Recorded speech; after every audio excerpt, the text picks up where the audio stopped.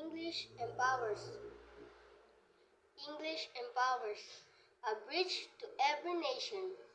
A voice that carries dreams. Beyond imagination, be bold. Embrace each word.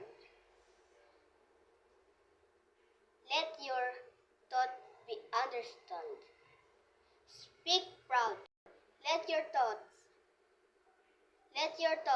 be understood. Speak proud and fearless. Your stories have place. Each sentence you create adds color, strength,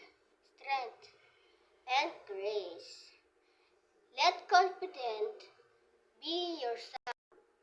Let confidence be your sound in every praise you found. Enjoy the language aloud.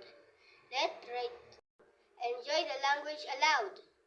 Let rhythm fill the air in laughter, sound, and forms.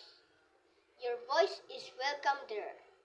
With English as your guide, let your spirit soar worldwide.